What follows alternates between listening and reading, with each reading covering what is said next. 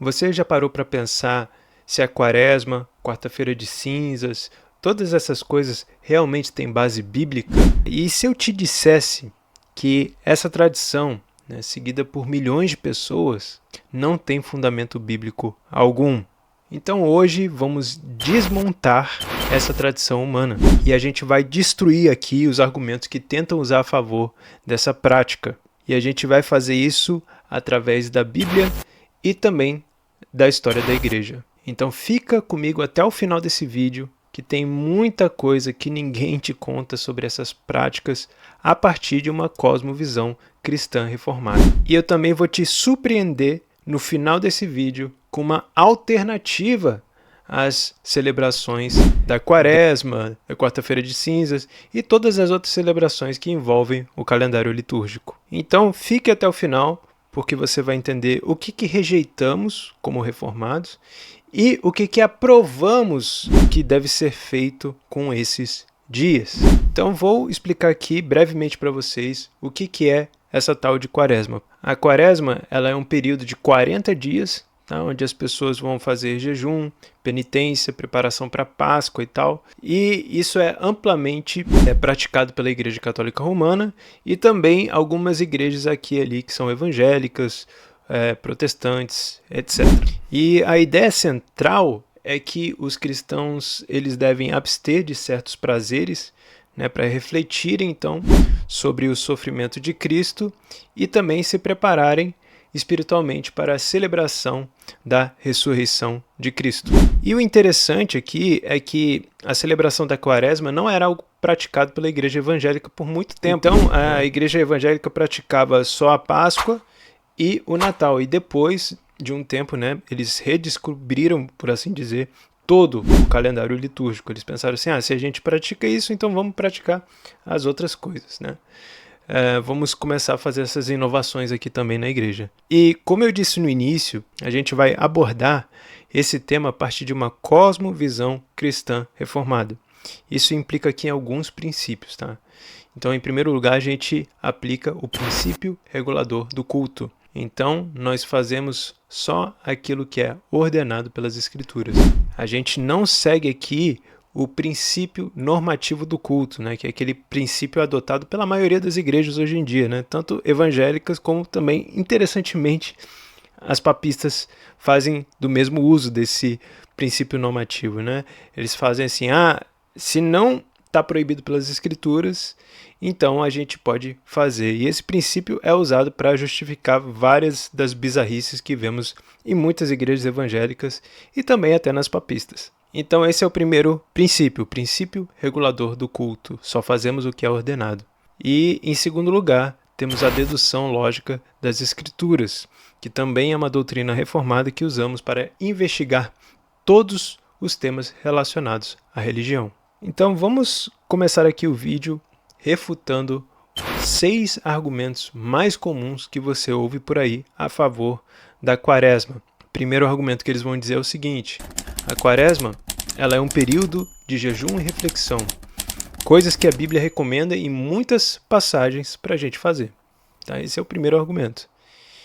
E a gente vai refutar esse argumento a partir das Escrituras. Então, sim, a Bíblia realmente recomenda o jejum. A gente vê isso em Mateus 6, do versículo 16 ao 18. Mas a Bíblia nunca prescreve um período fixo anual para jejum. A gente não tem nenhuma ordem divina de fazer o jejum anualmente antes de alguma data. E também, em segundo lugar, o jejum bíblico ele é voluntário, tá? Motivado por arrependimento ou alguma situação específica da providência de Deus, né? E não é um ritual, então, obrigatório, né? Instituído pela tradição. Inclusive, se você quiser fazer um jejum, né, sem ser hipócrita, um jejum bíblico, eu recomendo esse livro aqui, ó, Jejum, de Thomas Boston, um banquete espiritual da nossa editora Caridade Puritana. Tá? É um excelente material que esclarece o verdadeiro propósito e a forma bíblica de praticar o jejum, e a gente evita assim as tradições humanas que tanto confundem os cristãos de hoje em dia. Vamos aqui para o segundo argumento, tá? Eles falam assim que Jesus jejuou por 40 dias, então por isso podemos fazer a quaresma, que é praticamente esse jejum de 40 dias, que inclusive não imita diretamente o jejum de Cristo, né? Mas enfim, apenas pelo argumento a gente também pode refutar sem levar isso em consideração. A gente vê na Bíblia que Jesus jejuou uma única vez por 40 dias. Mateus 4, versículo 1 ao 11, né? A gente vê isso acontecendo como um único ato ligado ao início do seu ministério e não como algo para ser imitado periodicamente, né? Então, a gente não vê uma continuidade, a gente não vê Jesus fazendo isso ano após ano da sua vida. E também, pela dedução lógica, a gente não vê nenhum tipo de mandamento ou então exemplo apostólico para que os cristãos repetissem esse jejum todos os anos. O terceiro argumento que vão dar para a gente é que a quaresma é uma tradição antiga da igreja e tem o seu valor histórico. Para refutar isso, a gente pode dizer que a antiguidade de uma tradição não torna ela automaticamente correta, né? E Jesus mesmo condenou tradições antigas que violavam ou substituíam os mandamentos de Deus. A gente vê isso em Marcos capítulo 7, versículo de 6 a 9. E em segundo lugar, a Bíblia é o suficiente e superior a qualquer tradição humana, né? A gente também aprende isso desse versículo. Então, independente de quanto tempo algumas pessoas permanecem no erro, com algum certo tipo de tradição, a Bíblia é o suficiente. Em terceiro lugar, sobre esse argumento, eu também queria dizer que para uma prática ser aceita como universal ou católica, né, o critério de ser uma prática antiga é apenas uma das coisas, né? Primeiro começamos com a Escritura, para ver se encontramos algum tipo de mandamento que envolve essa prática, algum tipo de fundamento. Se a gente não conseguir nem sair das Escrituras com um mandamento ou dedução lógica, não devemos então nem sequer considerar essa prática. Quarto argumento que a gente ouve com frequência sobre a quaresma é que a quaresma é útil para o crescimento espiritual do crente. A gente refuta isso facilmente, né, dizendo que Deus já estabeleceu em sua palavra meios suficientes e ordenados para o crescimento espiritual de um crente. A gente vê isso com a pregação da palavra, a oração, a comunhão e os sacramentos, né? Então a gente não precisa de nenhum período especial criado por homens para isso. Na verdade, a Bíblia completamente condena períodos criados por homens e nos dá até um exemplo específico disso que já eu vou apresentar aqui para vocês. E em segundo lugar, a gente não deve buscar crescimento espiritual em práticas que Deus não ordenou, porque isso abre a porta para superstição e uma religião então vazia, né, sem fundamento algum. Vamos ao quinto argumento então que eles nos dão a favor da quaresma, que é o seguinte: se não está explicitamente proibido na Bíblia, então é permitido fazer, porque não fere ninguém. E, voltando ao princípio regulador do culto, né, esse argumento completamente ignora esse princípio, né, que ensina que só devemos praticar aquilo que é explicitamente ordenado por Deus na sua palavra, e não apenas aquilo que não é proibido. A gente tem muitos exemplos bíblicos sobre isso, como Uzá, que achou que estava fazendo alguma coisa piedosa, né, em tentar salvar a arca de cair no chão, né, mas ele não era ordenado para fazer aquilo, ele não podia nem tocar na arca, então logo foi consumido pelo Senhor. A gente vê isso em 2 Samuel, capítulo 6, do versículo 6 ao 7. O rei Saul também contradisse esse princípio e sofreu grandes consequências também. E também aquele versículo clássico de Levítico 11:1 também demonstra essa verdade, que a gente só deve fazer aquilo que Deus ordenou. E vamos aqui ao sexto argumento e o último argumento que fazem a favor da quaresma. Eles dizem que a quaresma é importante para nós lembrarmos do sacrifício de Cristo. E a refutação desse argumento é que simplesmente o sacrifício de Cristo deve ser lembrado continuamente, né? Especialmente no culto, no dia do Senhor, na ceia do Senhor. Então, a gente não precisa de uma temporada especial anual para lembrar aquilo que é central no culto semanal da igreja. E, em segundo lugar, o contrário também é verdade, né? Separar apenas uma época específica do ano pode enfraquecer o impacto contínuo do evangelho na vida diária de um crente. Agora, eu tinha citado anteriormente o fato da Bíblia nos dar um exemplo claro sobre dias criados por homens, que isso é uma coisa antibíblica, né? Que isso é uma coisa que fere a lei de Deus. Então a gente vai falar um pouquinho agora sobre um ponto bíblico aqui nesse vídeo, que é o pecado do rei Jeroboão. Então, para quem não sabe, o rei Jeroboão foi o primeiro rei do reino do norte de Israel. E ele pecou quando ele instituiu festas religiosas não ordenadas por Deus e também ordenou outros sacerdotes, né, que não fossem da linhagem levítica. E aí ele conseguiu desviar o povo de Deus da verdadeira adoração.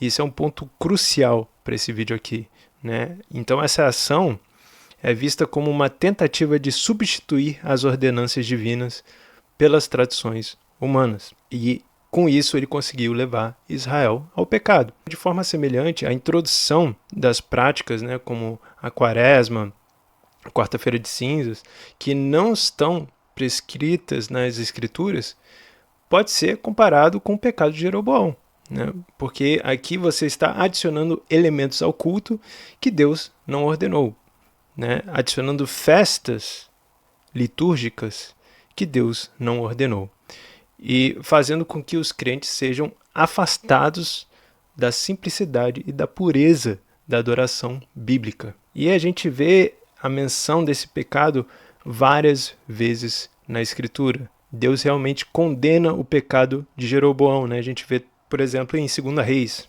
capítulo 17, que menciona que os pecados de Jeroboão levaram Israel a se afastar do Senhor. E um deles foi instituir festas que não existiam, que era da imaginação dele, né?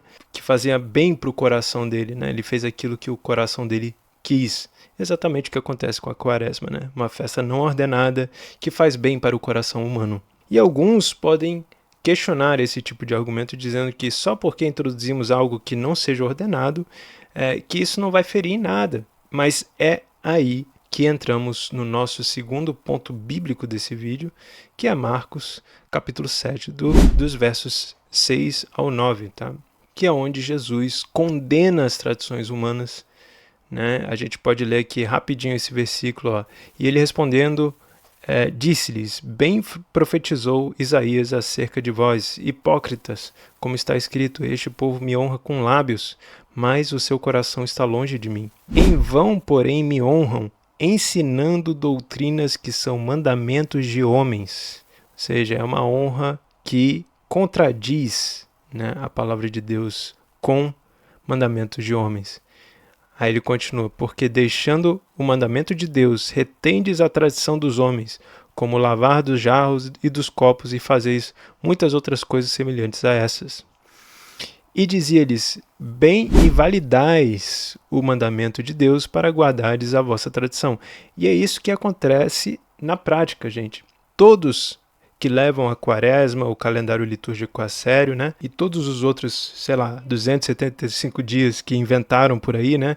Eles enfraquecem completamente a doutrina correta e reformada, né? Que é o dia do Senhor. Então, enquanto muitos se preparam para as festas e para todas as outras celebrações, tradições humanas, logo chegam no domingo cansados, com sono no culto, sabe? E assim invalidam o mandamento de Deus, dando mais importância para os dias criados pelos homens do que o próprio dia do Senhor. E isso não é uma coisa da minha cabeça, né? A gente tem a história da igreja confirmando esse fato também. A gente vê, por exemplo, Martin Bucer, um grande reformador do século XVI, que falou assim, eu desejaria que todo dia santo, incluindo o Natal, além do dia do Senhor, fosse abolido.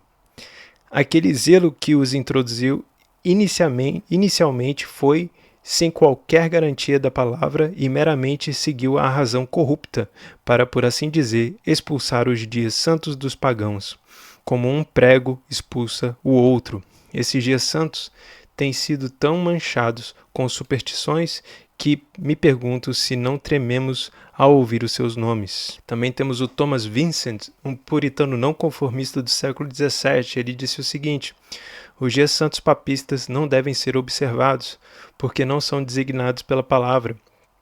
E, pela mesma razão, nenhum outro dia santo pode ser mantido, qualquer que seja o pretexto de devoção a Deus, quando não é preceito ou exemplo de tal prática nas Escrituras Sagradas. John Flavel, um outro incrível puritano do século XVII, disse assim: nenhum dia, além deste, ou seja, o dia do Senhor, é santo por instituição do Senhor. Ainda assim, dias de humilhação e ação de graças podem ser legitimamente designados por homens em resposta a um chamado da providência. Mas os dias santos papistas não são justificáveis, nem devem ser observados. Ou seja, não é que seja proibido a gente fazer algum tipo de jejum por causa da providência divina, certo? Aquilo que Deus vai nos mostrando na nossa história, na história da igreja, mas não é algo fixo, não é algo anual, não é algo de tradição humana, e sim uma resposta nossa à providência. Acontece alguma catástrofe mundial, jejue por isso, não é nada de errado, mas é porque aconteceu aquilo, e não vamos tornar aquilo, então, um ritual anual por causa daquela catástrofe ou por causa de algum momento impressionante na história. E não são só pessoas soltas, né, na história da igreja que acreditavam nisso, mas também temos assembleias e igrejas que aprovaram isso, né? A Church of Scotland, né, a Igreja Reformada da Escócia, no seu primeiro livro de disciplina em 1560, também condena os dias do calendário litúrgico. O Pacto Nacional, né, em 1580, ou a Confissão de Fé, também como é chamada, também condena a mesma coisa. Existiu até cidades e países que aceitaram isso também. A gente vê um exemplo do governador William Bradford, né, quando instituiu a colônia de Plymouth. Em 1621, também falou sobre isso, que eles odiavam os dias papistas e que eles não comemoravam. Os puritanos também, né, nos Estados Unidos, quando instituíram as suas colônias, fizeram a mesma coisa. A gente vê também na declaração da Igreja Presbiteriana nos Estados Unidos, em 1808, a mesma coisa sendo condenada. 1827, a mesma coisa. A história dos valdenses, né, nos trazem essa verdade também, né? Foi confessado a mesma coisa. E tiveram vários outros fatos históricos que rejeitam esse tipo de superstição, esse tipo de calendário litúrgico, dias papistas, etc. Né? Então, para o vídeo não ficar enorme, eu vou ter que manter vários outros fatos históricos para fora desse vídeo, né? E agora, com tudo isso em mente, né, como a gente deve tratar esses dias, então, como reformados? Se a gente rejeita um aspecto deles, qual é o outro aspecto, então, que deveremos abraçar? Então, como os cristãos reformados devem enxergar esse período, né? Esse, por assim dizer, calendário litúrgico? A gente acredita na observância do dia do Senhor, né? Na tradição reformada, o dia do Senhor, o domingo, é considerado o único dia santo instituído pelas Escrituras. E é justamente nesse dia que os cristãos se reúnem para adorar a Deus e celebrar todo o Evangelho, ou seja, o nascimento, a vida, a morte, a ressurreição e a ascensão de Cristo. E essa prática está enraizada no entendimento do que o quarto mandamento exige, né, que é a santificação de um dia em 7 para o descanso e para a adoração. Então aqui vemos o equilíbrio teológico necessário para acabar com qualquer tipo de tradição humana, né? Então a gente não guarda dias humanos, a gente guarda um único dia, que foi o único dia instituído pelo Senhor, e nesse dia é que celebramos todo o Evangelho. Então, ao invés da gente designar aqui períodos específicos, como a Quaresma, por exemplo, para refletir sobre os aspectos isolados da vida de Cristo, né? Os cristãos reformados enfatizam a importância de celebrar todo o Evangelho semanalmente no dia do Senhor. Nós não recortamos ou separamos o Evangelho. Essa abordagem vai assegurar, então, que cada elemento da obra redentora de Cristo seja continuamente lembrado e também celebrado pela igreja de uma forma escriturística. E aqui a gente consegue enxergar a verdadeira prática de piedade, né? Não é aquela prática hipócrita, né? Então, a observância fiel do Dia do Senhor envolve não apenas a participação nos cultos públicos, né? Mas também o engajamento em atividades que promovem a edificação espiritual, como a leitura das Escrituras, oração, obras de misericórdia. E essa prática semanal serve como um lembrete constante da graça de Deus e da nossa dependência dele. Então, meus amigos, largue os dias que recortam o Evangelho e incluem várias superstições e tradições humanas e abrace o único dia instituído por Deus, uma festa, uma celebração muito mais completa que comemora todo o Evangelho. E não é só uma vez por ano, não. São 52 vezes por ano, toda a semana.